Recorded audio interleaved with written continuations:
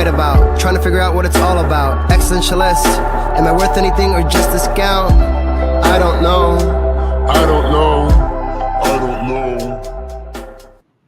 That was great sounds of Watts with Outside on WNHHLP 103.5 FM New Haven. Myself, Preston, with my partner in crime, Long Island raised, Elm City made, Mr. EZ BlueZ. And you already know what time it is. We got the superhero to some, the supervillain to many, the OG Blurred himself, the Professor. Is three nerds venting where three grown men in their middle age of life discuss pop culture. This is our therapy. This is our way that we, move on through life, because some stuff we love, some stuff we like, some stuff we don't like at all.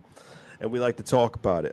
Just the only warning I like to give out, just for people who want to get in tune with this whole broadcast that we put out here on WNHHLP 103.5 FM New Haven, is that we do give out spoilers. If every one of us saws it on this program, if everyone's seen it on this program, we will discuss it. We will discuss it. That is an absolute guarantee.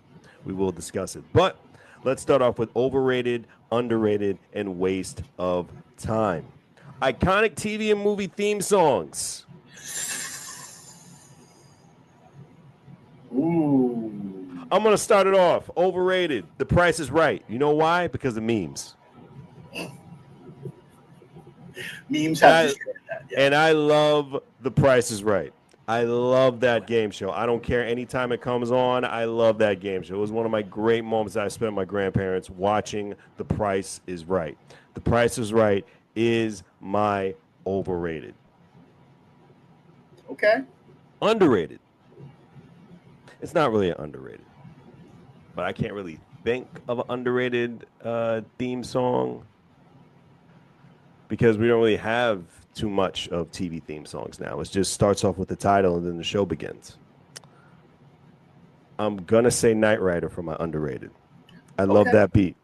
I love that beat. I love that song. It's simple and it gets you Busta right. Rhymes killed that beat, bro. Busta Rhymes Busta killed that beat. Busta Rhymes did kill the beat. He did. But just hearing the announcer of Knight Rider discuss the show and just introduce everybody within the program, Knight Rider is definitely one of my favorites. I don't consider it as underrated, but it's one of my favorites. Waste of time, and this may be an unpopular opinion, and I say this because of memes. The Law and Order sound with the dun-dung. Mm-hmm. Yeah. That's my waste of time. I think people overdid it, and one sound that I did enjoy watching the TV program of Law and Order, and then they got so many Law and Orders now. Yeah. But in between scenes with the whole two bells or the two dongs. Pause. Oh, my bad. Dong, whatever. I can't escape it. But anyway, that's my waste of time for my TV and movie sounds. All right. You guys can go ahead next. I'm going to go because I come from the land of awesome theme songs where I could give you a million underrated theme songs more than I can give you anything else because you guys have the best generation, Gen X, when it comes to TV and movie theme songs. So you have the best. My underrated goes to the king of all kings because I'm from Long Island, Billy Joel for Bosom Buddies. That was by far, good one. Right? Banger. Dang. Was a #1 hit on the airwaves. Banger, absolute banger. Love that one. Then I also have to say, waste of time is that Dagong, just because it's not a freaking theme song. And most overrated is the Seinfeld. Really? Yeah, bro. It's a waste. How is that overrated? Because so many people love it for no apparent reason. I love Seinfeld. Good. That's great, but But if I want to hear a bass played like that, I'm gonna listen to Les Claypool playing it. I'm gonna listen to Jaco Pastorius playing it. This dude in between. Besides the fact that if I'm being honest, right, Seinfeld itself is probably one of the most overrated shows out there. It's just a cast of horrible people, just absolutely garbage human beings. Jerry Seinfeld's a garbage human being. Oh yeah, did you ever see the show? Oh yeah, he's such a narcissist, bro. I don't know. I like Seinfeld. That's fine. Kramer, I understand. Kramer is I a love garbage Kramer. person. See, I love Kramer. But as a person, Yeah, not really. No, he's a horrible human being. No, Um, Kramer needs to go. before Professor Michael goes over Richardson. his picks, All in the Family, I go my waste of time just because the voices. Oh, Those were the days when they yeah. sing together, Archie Bunker. oh and- yeah. Well, that's the point. It's supposed to be tone deaf. Oh God. Yes. Oh, that Ugh. hurt. Holy crap. It's like a chalkboard for me. God dang. Hit me in my childhood worse than death did. I know, man. that- Listen, dang. man. That's not for me, man. I'm not a fan of it. But it's my pick. I got you.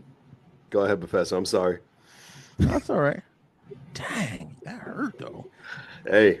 Oh, overrated. Friends. Okay. They can get up out of here. No, thank Okay. you. I'm with that. Friends is an overrated show. I'll be here Yeah. for you. Okay. I'll be there. No, thank you. Okay. Yeah. No, thank you. There we go. My underrated. I was struggling with this one so much because there are like a few that I'm like totally underrated. Like the Welcome Back Kotter theme. Super I was thinking underrated. that too. That was on my list. Wow. That was on my list. Yeah. That was on my list. Welcome back. Yeah. You dreams we Man. don't take it out. That. Oh my god. Oh What man, a that's great a good theme one. song. I just see that on Nick at Night. That's a really good one. Oh Yeah. man. The A-Team theme. The A-Team theme. We Whenever go you on. heard that playing, Yeah. it's 18 theme Greatest was great. American Hero theme. Dun, dun. Remember the Greatest American Hero theme? Oh yeah. Man, listen. Oh. The Beretta theme with Sammy Davis Jr. killing that joint. What? Even though Beretta's the guy, he's a piece of crap, but whatever. Right. But that theme was bomb. Mm-hmm. So those are kind of like my, underrateds. My waste of time. Right.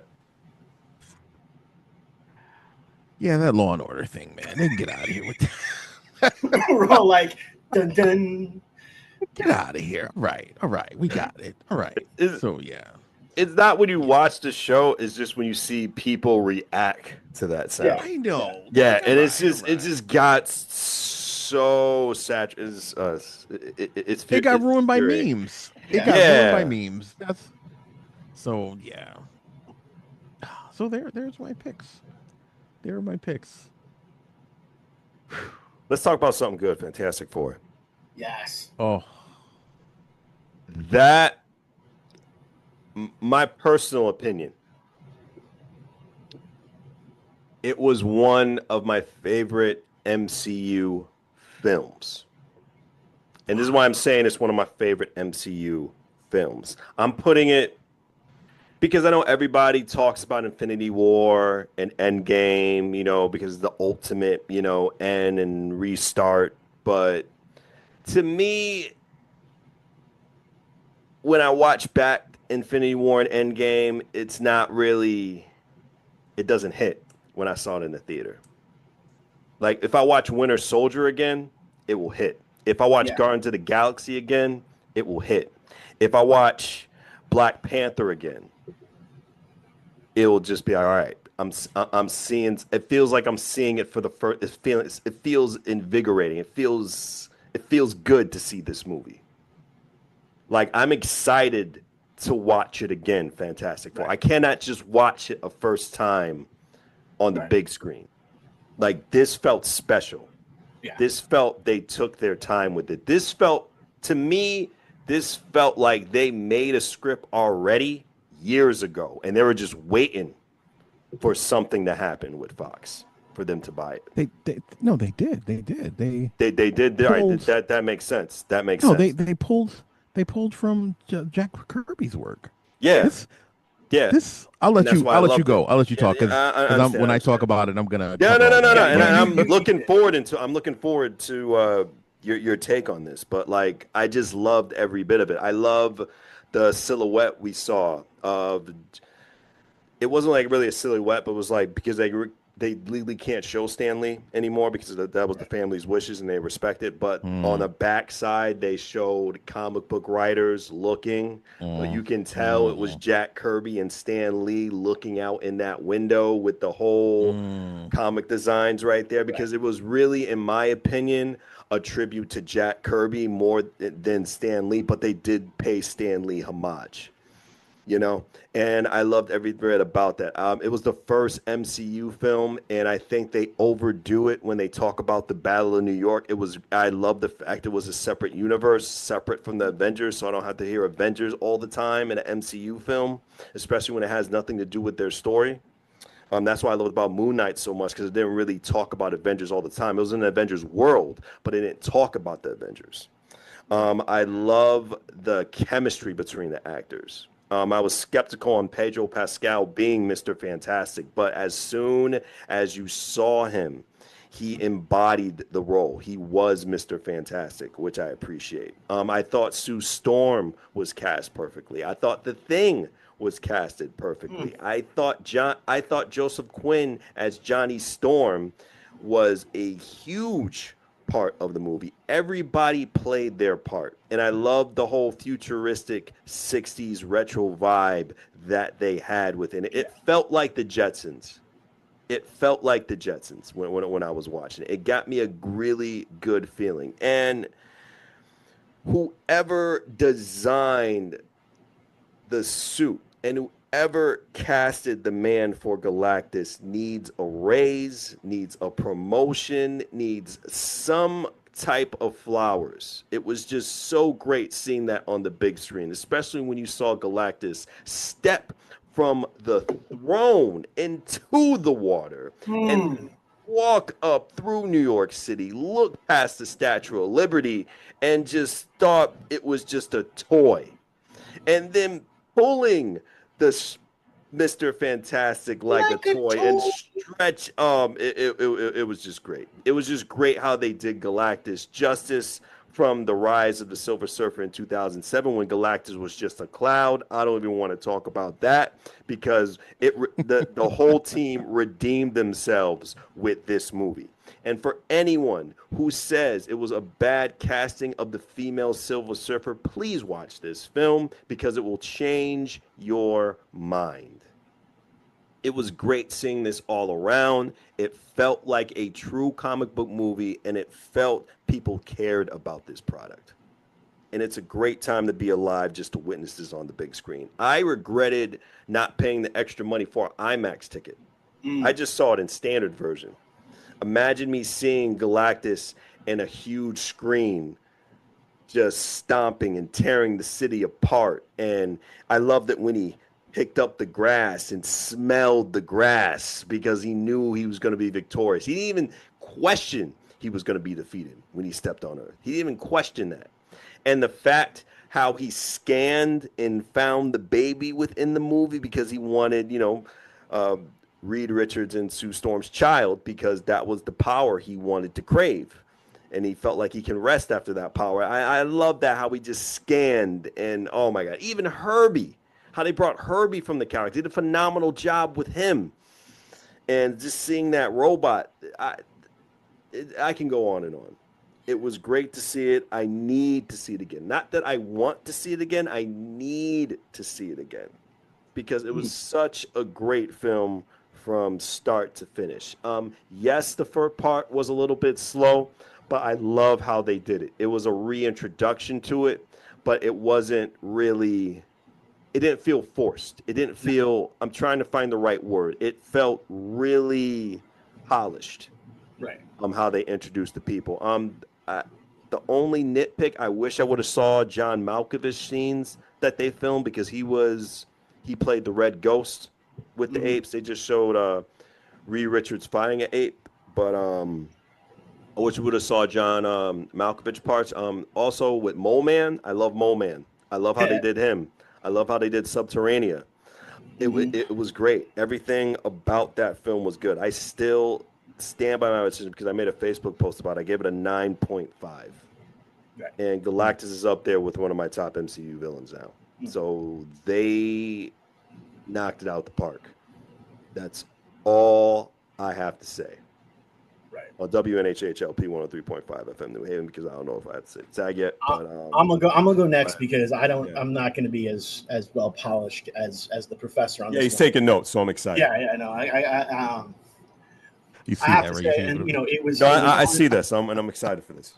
For those who have constantly listened to the show, it was Mm. on my Mount Rushmore of movies for comic book movies because I do feel it was one of the most closest to perfect comic book movies you're going to see, including the slow drag in the beginning.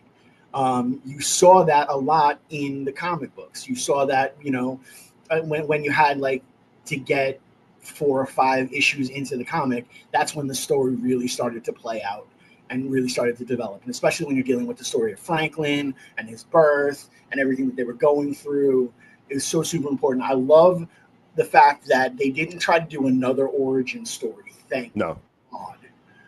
They were like, we already broke the origin story.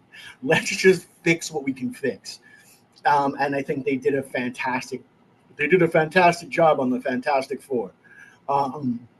Visually, it was stunning. I loved down to the filter on the camera, where it gave you just a little bit more blue and green than what you would naturally see with the human eye. I felt it was very similar to any futuristic type of movie. I love the fact that they play, the futuristic with the 1950s kind of flair to it, which is kind of where the Fantastic Four came from. I love that they shouted out the cartoon as much as they shouted it out. It's a little bit too much. The only thing that I really did not like about the movie was the last ending credit scene. I thought it was stupid. That was about it, though. I know which one you're talking about. When they recreated the cartoon, but in their when they recreated the version, cartoon with their drawn versions. I was like, "This is." I was like, I waited for this, and to be honest, I waited, but I got up and used the bathroom. Somebody that I know had to hold me in that entire time. That's me. Yeah, I'm just. That's me. I could because like after we saw Doom, I thought we were gonna see something else.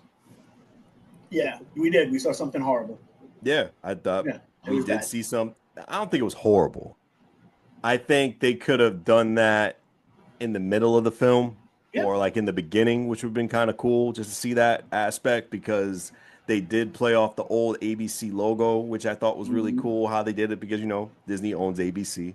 Right. So I thought that was pretty cool, like in that aspect. If they would have put that in the beginning as a compilation, that would have been good. But, Professor, you have a lot to say. So I'm looking forward to hear your take. Bring forth the drama. So, me being a huge fan of the FF and stuff, I went in guns blazing. I was like, I'm gonna pull this whole thing apart, and I'm gonna, when it came time to talk about it, I was gonna give you all the bad stuff and like hit you. But surprisingly enough, I didn't get that experience. Instead, I got this incredible love letter to Jack Kirby and Stan Lee. Yeah. The way the world was put together, it felt like a Jack Kirby comic book, right? It just everywhere you looked, Jack Kirby was all over it. It was phenomenal. The design of the cars, the design of some of the buildings, and it really felt like it was that world.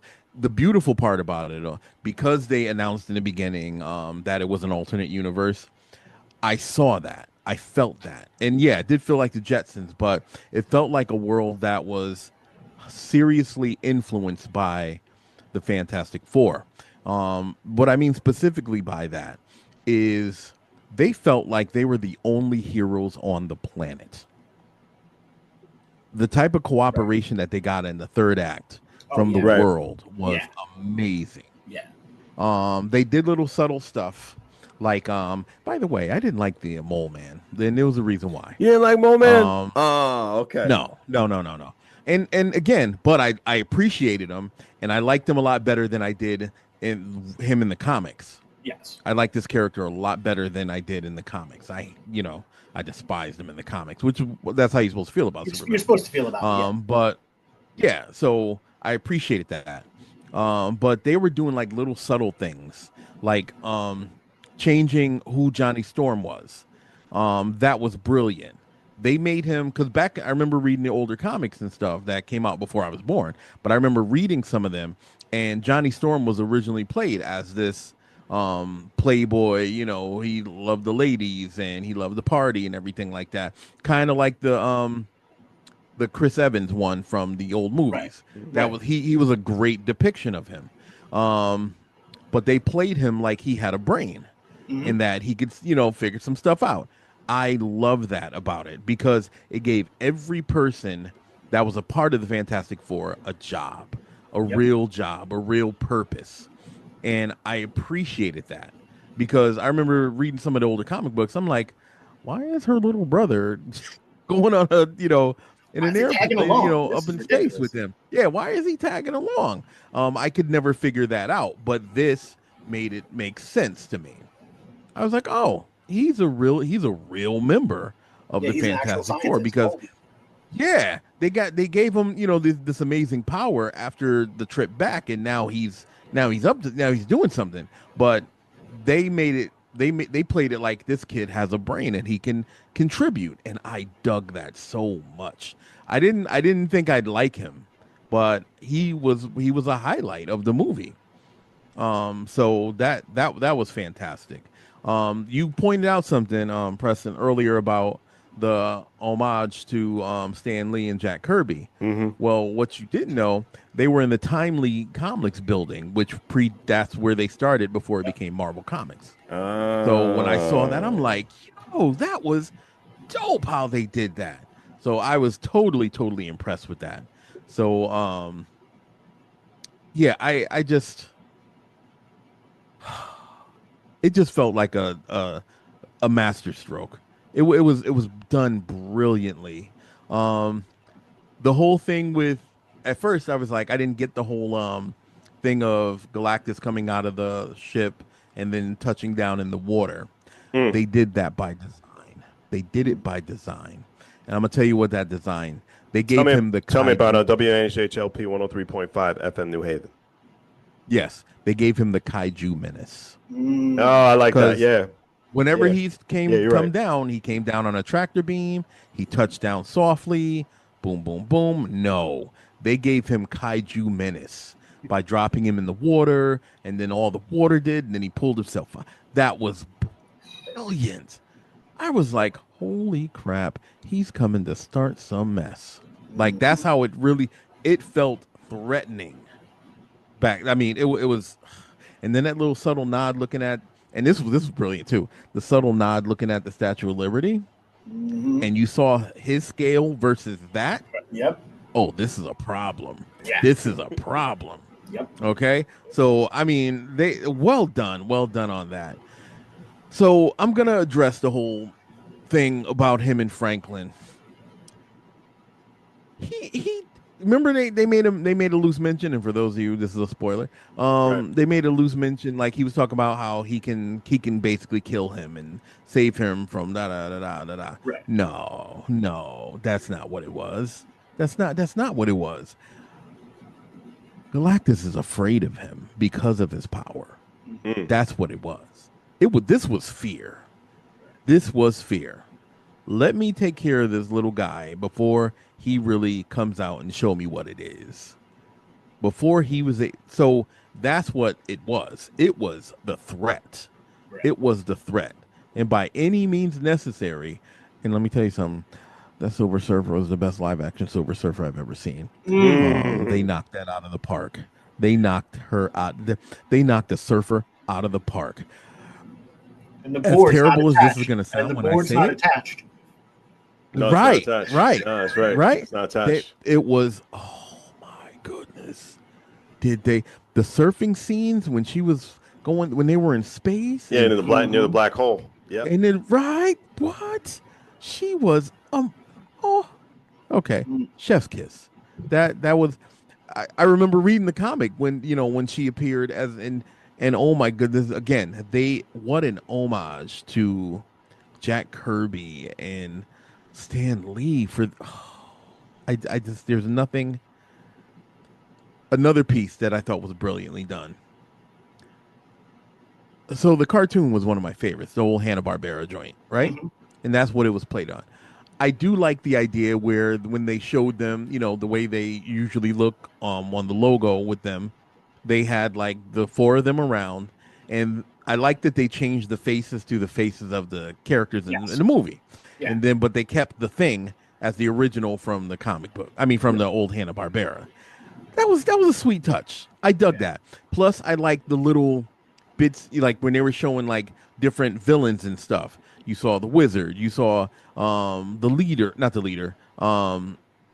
You know the character. I'm a little too excited right now, so I'm sorry. But you saw like this mirror. You saw the red ghost. You saw all these incredible characters that they'd faced over the years. In this homage of, I was like, what? They are really doing it. That whole live action Gigano thing, I lost it. So I'm saying, if they're, and this was gonna pain me to say it like this, but I can't. I gotta say it like this. If you can find a better put together MCU film, this movie now is your standard. This Facts. movie now Facts. is your standard. Facts. I'm not putting it. I didn't put it up there with Endgame only because Endgame was this culmination and they had to get there. I'm not putting it up there with the Avengers only because that was the super team, that their first real super team, right? I'm not putting it up there with Iron Man only because I'm not putting it up there with Blade. Because all of those movies, I give a 10 or a 9.5 to 10. And I gave this a solid 9 because of everything it did right. The only one thing that I thought was unnecessary that they didn't have to do, and they're starting with their nonsense already, is the appearance of Doctor Doom in that brief little thing with his mask in his hand. They didn't have to do that at all. If they had just shown him in the hood and that would have been it, I would have been cool. All right, cool. There's Doctor Doom. Yay. He now appears in this universe. That whole little showing like the whole United Nation type of thing, the Future Foundation and all that, right? Yep. I like that. And I he like didn't. that. They That was remember a they good had piece. like He wasn't there. He didn't attend right. twice. He wasn't there. So, and what that did for me when I first saw that, I'm like, he does exist here. He does exist here because him not appearing there during that was a total Victor Von Doom move. He's better than them in his head. He's not going to appear. I was like, that they did that. And then to show him later on and then have the whole mask off thing, that frustrated me because that's the old trick that they've always done, the MCU. And Feige, knock it off. It's why you got to show the superhero's face? Why you got to show the supervillain's face? Why they got their mask got to come off? The menace of Doctor Doom is the mask. Now, I'm glad they didn't. They didn't. That's the thing. I'm glad they didn't because They would have to pay Robert Downey Jr. Because it ain't Robert Downey Jr. Right. I would love to believe that. I would love to believe that. That would be amazing. I would that right there. That would be a master stroke right there. I would love to believe that because 10, again, right? yeah, that would have pushed it to a 10 for me, or 9.5. Like I said, this movie was not without its flaws, but even the flaws were acceptable. The flaws were, and again, they were minor stuff. It was minor stuff. Like I said, the Mole Man, who was a great character in the movie, he just wasn't what I wanted to see in the Mole Man. Right. But it worked. There, just the whole Reed Richard things.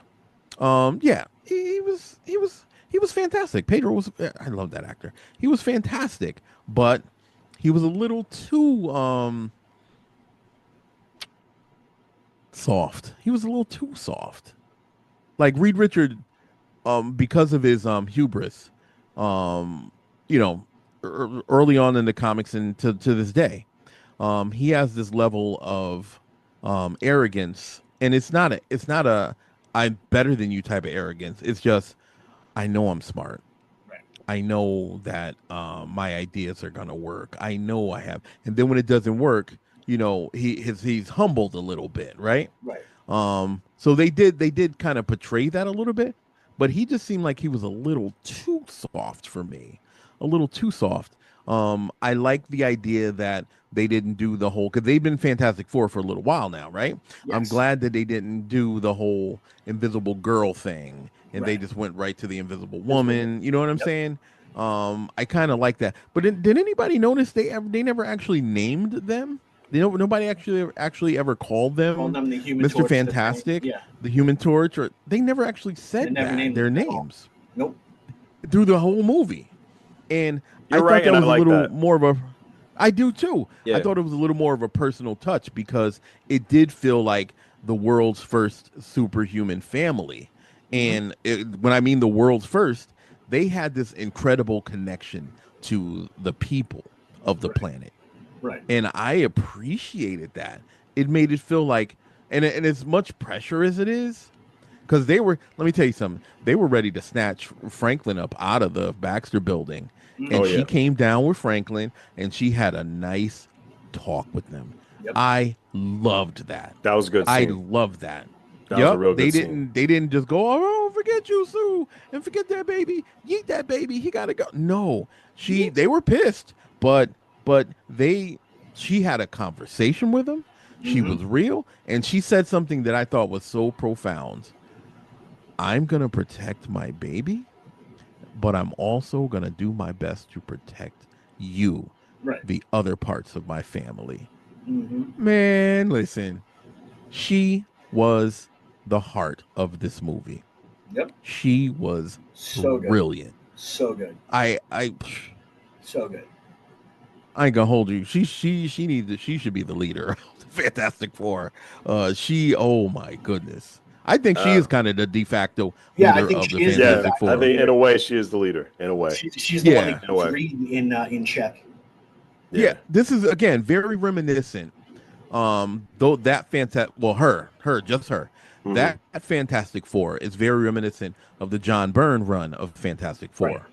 Where she stepped up and she was no longer like, I mean, she hadn't been this for years, but this, you really saw the Sue Storm or the Sue Richards that was a mother, that was a serious powerhouse member of the Fantastic Four, who would take the lead and who didn't need to be saved by Reed Richards. And because you remember back in the day, the old, Jack Kirby days and all them, Namor come and swoop her up and stuff and try to marry her or something like that. And, Reed Richards, oh my goodness, I got to figure out what to do. And no. This was like the Sue Richards that was like, yeah, we're not doing that.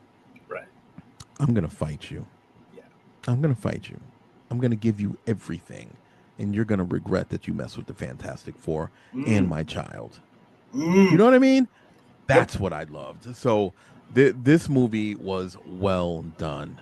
I do plan on seeing it probably a couple more times. Yeah, I might gotta wait see a it little again. while, but I gotta see it again. I loved it. I loved it. It was well done. It was well done. Switching gears. Wow. It's a bird. It's a plane. It's Superman. Yeah. Switching gears. Nice. See, this is what I love. What I love, and I hate about this. Because I'm still on the fence. Still on the fence? hate the Superman character. I think the Superman character is the dumbest character in the history of things, the most overrated character. Next to Hulk Hogan, he is by far the most overrated character. Ooh, all right. Agreed. But everything about this movie that did not involve Superman was amazing. Lex Luthor was incredible. He was. Hawkgirl, besides the screeching, I could have done without the screeching. I'm okay with that. Could have done without the screeching, but Hawkgirl was dope. Guy Gardner was incredibly well done. Obviously, it's going to be well done as Nathan Fillion. A little too likable for me. if I'm being Yeah. honest. Too Yeah, I likable, agree. Guy Gardner. Yeah. Guy Gardner Oh yeah, was a no, little no. too likable in this movie. He was a little too he's the likable. worst in the comic books. Yeah, he's the worst in the comic He's books. horrible. But we're Yeah. gonna see a much more horrible version in the Lantern Corps. Lanterns. Yeah. So Jimmy Olsen, I couldn't stand. I did not like the way the direction that they went with Jimmy Olsen. How did he become a playboy?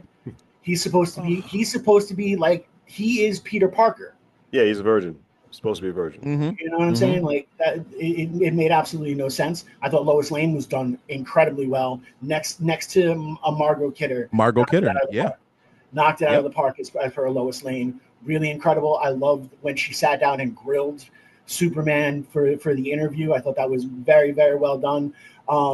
Everything that movie stood for, I am 100% behind. I love that they took such a liberal stance on what the message that they said. And they really, in the time of having a supervillain in power, this movie created hope. And that was something that I didn't think was possible in 2025. Whew. Okay. I like the movie. I did not like Jimmy Olsen's Playboy character. I thought that was a little bit out there, but I didn't hate it. Like I didn't like it, but I didn't hate it. But I understand that was an integral part in the story. I thought Miss Tessmacher was funny. I thought she was funny, just the way she cared about her things. I thought that was the perfect Lois Lane. I do agree. Especially, I thought it was very bold in my perception, to start off a superhero movie with that scene, the heavy dialogue between them two going back and forth. That was great acting. I thought that was incredible acting. I like their choice in the Superman. I like David Cornsweet. I think he is a perfect Superman for that world. I'm not going to say he's better than Reeve. I think Reeve is still the best live-action Superman. Honest to God, I really think Christopher Reeve is still the best live-action Superman. I think Nicholas Hoult is the best live-action Lex Luthor. I thought he did a better job than Gene Hackman. I'm going to stand by that. Yeah, he made you want to hate him. Oh yeah, and like he stood on business, and I think in a time we are right now where we're being more sympathetic to villains, this was a villain we did not need to be sympathetic on. Yep. He stood on his ground. His drive was hate. That was his drive.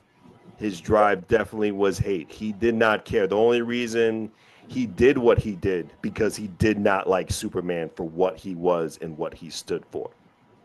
And I gotta admit it felt like watching the old school cartoon in the 1990s. It really felt that way, and I'm really happy they went that direction. I even like the little goofy stuff within the movie because Superman is supposed to be a little corny. He is supposed to be a little goofy because that's his personality and demeanor. I mean, he gets that from his parents, with that old-fashioned values. And, and I love his casting of the parents. I'm happy they didn't kill his father away like they did the previous films. I'm happy the father stayed alive. That was just a budget cut thing, though. They're like, we just can't afford another actor. I love Crypto. No matter what anybody says, I love the dog. I thought the dog was really cool at the end, getting back at Lex Luthor. At the end. I love the fact that he saved the squirrel. I don't care what anyone says. I thought that part was funny because I can see Superman doing that. Because Superman is the type to do that. Superman is the type of hero you like to argue with, like you're doing too much. Superman is that people-pleasing superhero because he wants to try so hard to be accepted and to be a human. That's his, in my opinion, not kryptonite, but people-pleasing is Superman's weakness. That's what Superman is. He is that type of person. So I think they did him well. It's not supposed to be dark. It's supposed to be all bright colors and people going for like Superman and Batman are totally different. And I'm happy that the studio is realizing that in this direction for that character now. So I'm very happy for what I saw. I know I gave it a 7.5 before, but watching it again, I give it an 8.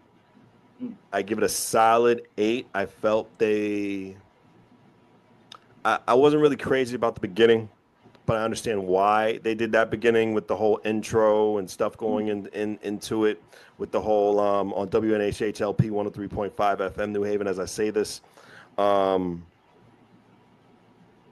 felt they could have began it a little bit better. I would like to see that fight, more that fight that he lost, because they just like led you into it. It felt like I was watching a sequel to the Superman than the actual. I'm trying to find the best words to say this, but Then I think the you guys know actual the direction. beginning story. I got The you. actual beginning story. Yes, thank you so much. And I think that's my thing. I even love the Fortress of Solitude. You know, so in my opinion, it wasn't meant to be one of the greatest. It was a good film, but it wasn't meant to be their greatest film. It was meant. It meant for the purpose of building their new universe, of building their new world, seeing the direction they're at. Even the little mention to Gotham City on the highway sign. So it was meant for character building. It was meant, this is our world now.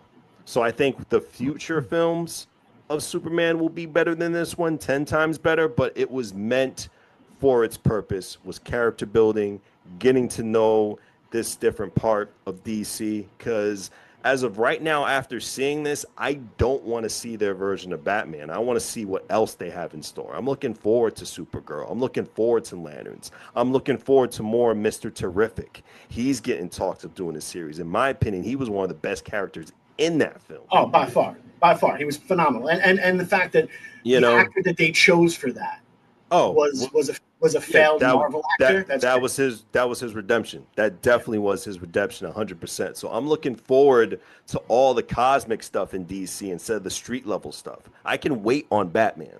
This is the first I ever said for DC universe things with live action. I can wait. I want to see what they do with Wonder Woman. I want to see what they do with these lesser known characters. And I love the fact that they're going for it. They're doing Booster Gold. We're gonna get that in the works. So a lot of stuff is happening. I'm excited what they're gonna do with Swamp Thing. So I'm excited for other characters in DC when it comes to live action films. It feels like I was watching one of those animated movies come to life, because they're so great in their animated movies for DC. And that's my stamp. Professor, go right ahead. This last time is for you, because we got about 8-9 minutes left. You're very welcome. All right. So I will say that I went in not wanting to like the movie, and that didn't happen. I enjoyed it the entire time. My reactions to some of the things that was happening surprised me, because I was like super engaged, and I wanted not to like it. I can tell you one thing, being totally honest. I'm glad, even though it was called Superman, this movie wasn't even about him. He wasn't even the important part of the movie at all. It was everything that was happening around him.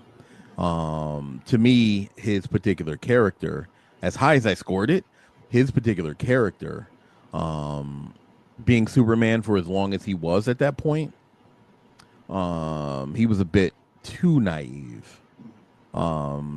Again, he will never live up to the Christopher Reeve Superman. Not many can live up to that high standard, but that is your target, in my opinion. That is always supposed to be your target. It has to be your target, right?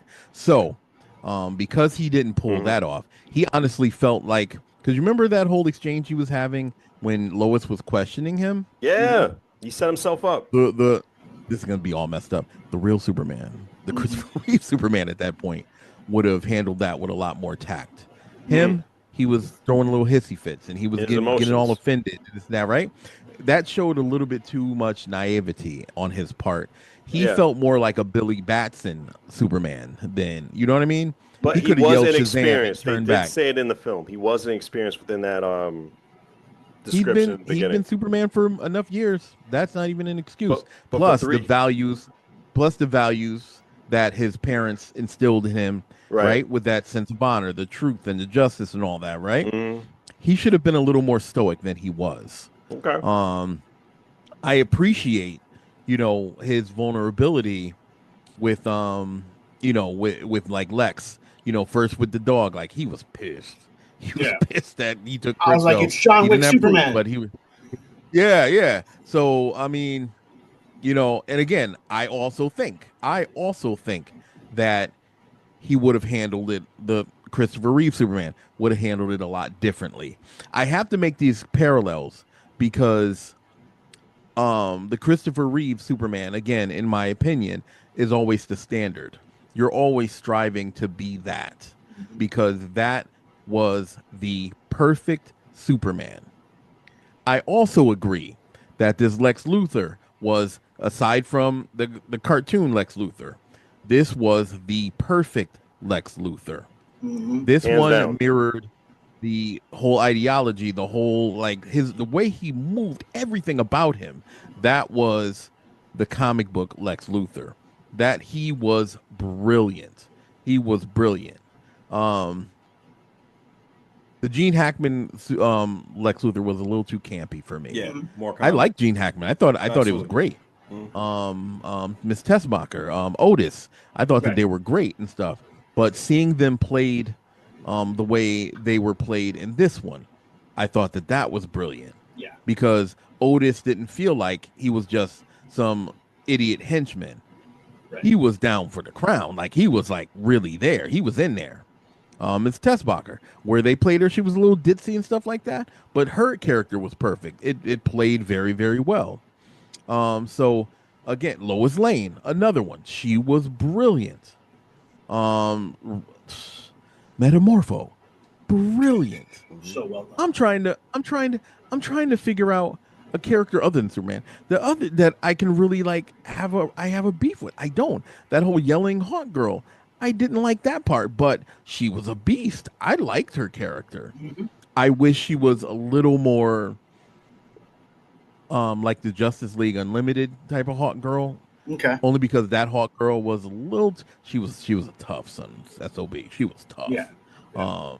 And a little more proud of her heritage and stuff like that. We didn't hear anything about, her, where she come from, whatever. And I know it wasn't time because it was a Superman movie for them to do background and stuff like that. But a loose mention would have been okay. I agree with Easy. Guy Gardner was great, but that wasn't really Guy Gardner. Guy Gardner is way much of a scumbag. He's really the Green Lantern that you love to hate. Yeah. He is that guy. Again, hopefully we'll see in Lanterns the real, because they were very light with him. This one, he was a little too heroic. But that was okay. It was okay. He was still great. There is nothing negative that I could say about Mr. Terrific. He was played brilliantly. To a T. To a T. I see what you did there. Thank you. Thank you, sir. Thank you. But it's marked all over my face. Everything about the T-Spheres, the ship, everything about him was perfect. Justice Gang or whatever they were called. Love it. It was hilarious. I want a Justice Gang shirt. I know. Me too. I thought that was funny because it gave me the whole Inner Gang, from the Batman show, the Inner Gang. It gave me that whole vibe. I'm like, really? We're doing that? I'm like, all right. But it was played so well. This entire thing. The loose mention, seeing that sign going to Gotham, and my son, who was with us, he pointed that out. I totally missed that. Yep. But that was cool because I'm like, all right, Gotham exists. This is gonna work. So I'm looking forward to them adding to their ranks. For the Justice Gang and finally call themselves the Justice League at some point. I am looking forward to a Batman. I'm not sure what they're gonna do, but I know they have to do, because I think with James Gunn, oh my God, I'm gonna say this. With James Gunn at the helm, I think it's gonna work. Oh yeah. I think I'm Mm.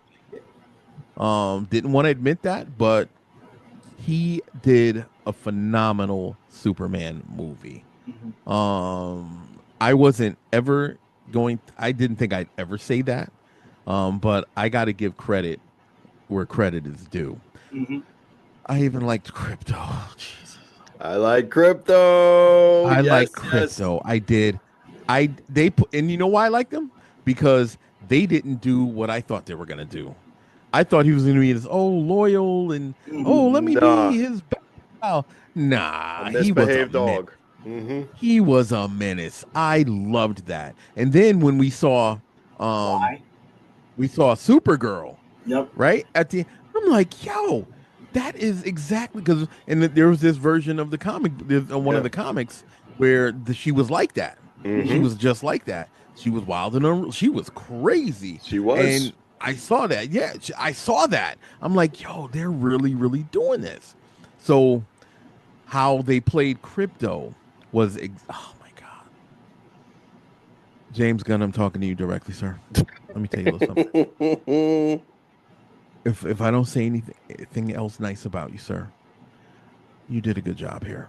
Mm. You Yeah. did a good job. I will give that to you. Clean up your Superman a little bit though. Give him a little more cojones, please, and make him a little bit more stoic. And you got a good one on your hands. But this movie was well done. It felt, and this is what I wanted. And I see our movies becoming this. We're getting comic book movies again. Mhm. We're getting comic book movies Yeah. again. Fantastic Four felt like a comic book. Yeah, it did. The Superman Yeah, it movie did. felt like a comic book. Absolutely. We're Absolutely. getting them again, and this is what I needed. Okay, so yeah, so I'm in there. That movie, it was really good. It was real. It almost made me buy a popcorn bucket. Almost, almost. That ain't gonna Almost. happen, Almost. but almost. But it was really really solid. You won't find any Superman memorabilia in my house Yeah. anywhere. But yeah, it was good. It was good. Um yeah, I'm impressed. What are your guys' thoughts on the popcorn buckets? We got like a couple, like 2 minutes left. I love it. I think it's an You incredible love it? idea. I think it's a good way to make money. I'm a hit or miss about it, man. It's Hit or well, that's miss. the thing. It's You, it's you it's a know what? collector's thing, and it doesn't.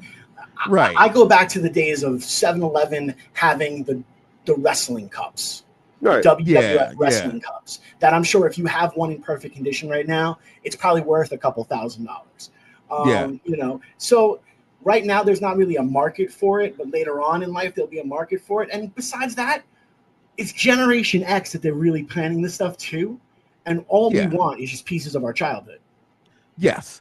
I take it back to remember the old Star Wars glasses you Mhm. used to get from Burger King? Mm-hmm. They had superhero ones too back then.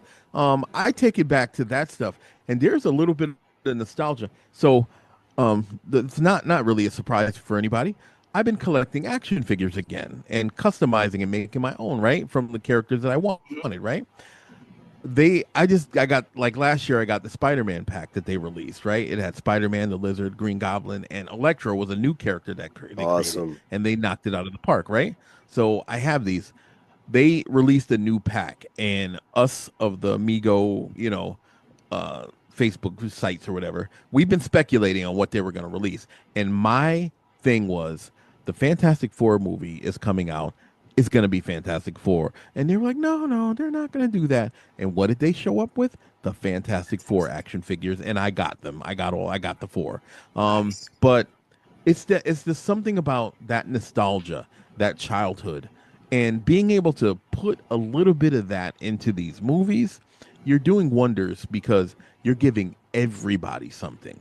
Yeah. You're giving the older gents like me who remember when this stuff came out and was around and all of that and watched it as a kid. You're giving that to us. We're giving the new generation. We're giving them something, and it's something beautiful. It is something really, really pure that we're offering all the other generations. All right. So when you watch these movies and stuff, you could be like, oh man, I like the way that feels. I like, you know what I'm saying? So well done. Well done, James Gunn. Well done, Disney Marvel. Well done on these movies.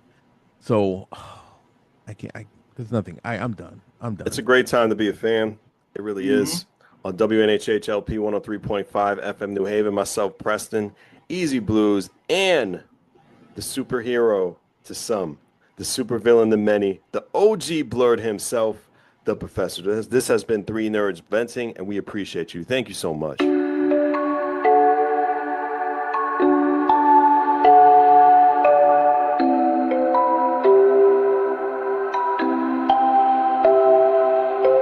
Wondering what to write about, trying to figure out what it's all about. Existentialist, am I worth anything or just discount?